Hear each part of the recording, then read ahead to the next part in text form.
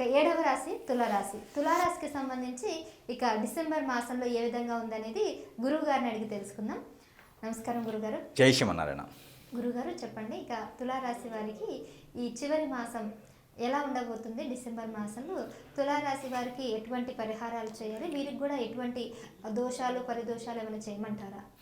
ఖచ్చితంగా తులారాశి గురించి మనం ఆలోచించినట్టయితే కనుక అధిపతి అయినటువంటి శుక్ర భగవానుడు ఎవరైతే ఉన్నారో ఈ శుక్ర భగవానుడు కన్యారాశి నుంచి ఇప్పుడు మనకి తులారాశి నుంచి వృశ్చిక రాశి నుంచి ధనుసు రాశి. ఈ డిసెంబర్ మాసంలో వృశ్చిక రాశి నుంచి ధనుసు రాశిలోకి సంచరిస్తూ ఉంటాడు. అంటే అప్పుడు మనకి తులారాశి నుంచి మనం చూసినట్టయితే కనుక 3వ స్థానం అవుతుంది.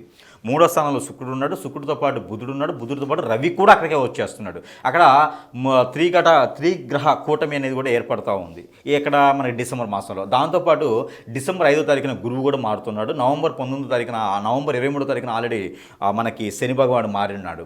కాబట్టి ఇలాంటి గ్రహస్థితి ఉందన్నమాట. అలానే కుంభరాశిలో ఉన్నటువంటి రాహు కావచ్చు, కేతు వచ్చేసి సింహరాశిలో ఉన్నాడు. ఇలాంటి గ్రహస్థితి ఉన్నప్పుడు ఇక్కడ ఏమవుతుందంటే కనుక ఈ తులారాశి వారికి స్ట్రెస్ ఎక్కువ అవుతుంటారు. చిన్న చిన్న సమస్యలు ఎక్కువగా బాధిస్తూ ఉంటాయి. అంటే చిన్న సమస్య కూడా భూతత్తులు చూసేటువంటి వ్యవస్థ మనకి ఏర్పడుతూ ఉంటుందన్నమాట ఇతనితోనూ.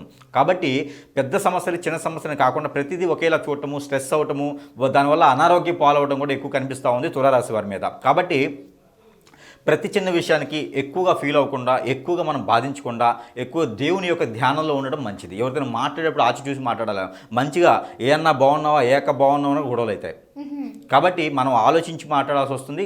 నిర్ణయాలు కూడా తొందరపాటు నిర్ణయాలు తీసుకునేటువంటి తత్వం అయితే తగ్గించుకోవాలి. ఎందుకంటే కనుక తొందరపాటు నిర్ణయాలు తీసుకుంటే ఖచ్చితంగా లాస్ అయిపోతాం. కాబట్టి ఎందుకంటే కుంభరాశిలో ఉన్నటువంటి కుజుడు ఎవరైతే ఉన్నారో, కుంభరాశిలో ఉన్నటువంటి రాహు ఎవరైతే ఉన్నారో వీరిద్దరు కూడా వీరికి మంచి చేయట్లేదు. దాంతోపాటు శని భగవానుడు కూడా వక్రం నుంచి వచ్చాడు. కాబట్టి వీరికి మందబుద్ధి ఎక్కువ తీసుకొచ్చేది, మోకాళ్ళ నొప్పులు, అలానే కీళ్ల నొప్పులు, బ్లడ్ సర్క్యులేషన్ ఆపేస్తూ ఉంటాడు అనమాట.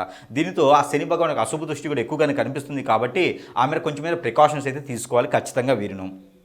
దాంతోపాటు కొత్తగా ఏదైనా వ్యాపారం చేయాలనుకుంటే ఖచ్చితంగా పోస్ట్పోన్ చేసుకోవడం చాలా మంచిది. ఆ కొత్తగా చేసుకున్న వ్యాపారం పోస్ట్పోన్ చేసుకోవాలి, విదేశీయానం కూడా పోస్ట్పోన్ చేసుకోవాలి. ఎప్పటి వరకు 2020 సంవత్సరం ఫిబ్రవరి 19వ తారీఖు వరకు కూడా పోస్ట్పోన్ చేసుకోవాలి. లేదంటే కనుక ఎవరికొకరు డబ్బులు ఇచ్చేసి మోసపోయేటువంటి తత్వం అయితే కనిపిస్తూ ఉంది ఈ తులారాశి వారికి. అలానే పెళ్లి కాని వారికి కూడా కొంతమేర ఆగాలి. ఇప్పుడు ఫిబ్రవరి వరకు ఆగాలి. ఫిబ్రవరి 19వ తారీఖు వరకు పెళ్లిళ్ళు చేసుకోవడం మంచిది. కొత్తగా చేసుకోవాలనుకున్న వారైతే 2020 సంవత్సరం ఫిబ్రవరి 19 వరకు పెళ్లి చేసుకోవడం మంచిది.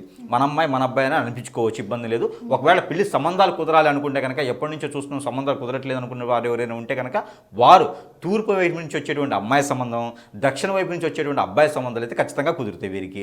దాంతో అంటే ఎప్పటి నుంచి వెయిట్ చేస్తున్న వారికి అయితే. ఇకపోతే వీరికి పితృదోషం కూడా బాగా కనిపిస్తుంది. కాలసర్పదోషం, నాగదోషం, కుజదోషం కూడా ఎక్కువ కనిపిస్తుంది. అలానే శుక్రదోష కూడా వీరికి కళత్త దోషం అంటారు, అవి కూడా ఎక్కువగా కనిపిస్తున్నాయి. కాబట్టి దాని దగ్గర ప్రికాషన్స్ అయితే ఖచ్చితంగా తీసుకోవాలి. వీరు ముఖ్యంగా తీసుకోవాల్సిన జాగ్రత్తలు ఏంటంటే కనుక ఏ రంగంలో ఉన్నవారైనా సరే మేడి చెట్టు కానీ, రావి చెట్టు కానీ, వేప చెట్టు కానీ, ఈ మూటిలో ఏదో ఒక చెట్టు అయితే రోడ్డుకి విరువైపులా నాటించాలి. ఒక చెట్టు 2 చెట్లని నాటించాలి. గురువారం లేదా శుక్రవారం రోజు చెట్టు నాటితే చాలా మంచిది. దీంతోపాటు ఇంకా తీసుకోవాల్సిన పరిహారం ఏంటంటే కనుక కొబ్బరి చెట్టు కానీ, లేదంటే కొబ్బరికాయ కానీ, ఈ కొబ్బరికాయ తీసుకొని కొబ్బరి చెట్టు నాటితే మంచిది. లేదంటే కొబ్బరికాయ తీసుకొని తనకి తానే దిష్టి తీసేసుకొని అది పగల కొట్టకుండా తీసుకెళ్ళి ఎక్కడ పొదలకుండా చెట్టల్లో కానీ లేకపోతే నీళ్ళలో కానీ వేసేస్తే కనుక వీరికి అన్ని రకాల పరిహారాలకి చిన్న చిన్న ఉపశమనం అయితే లభిస్తుంది. మరి పూర్తిగా గుడ్డి కన్నా మెల్లమేలు కదా, మరీ కనపడట్లేదు అనుకుంటే చిన్న లైట్ వేస్తే కూడా కొంతమేర కనిపిస్తుంది కదా. అలానే పరిహారాల ద్వారా అయితే కొంతమేర అదృష్టం అయితే ఉంటుంది తులారాశి వారికి డిసెంబర్ మాసం 2020 సంవత్సరంలో. ఓకే గురుగారు, ధన్యవాదాలు.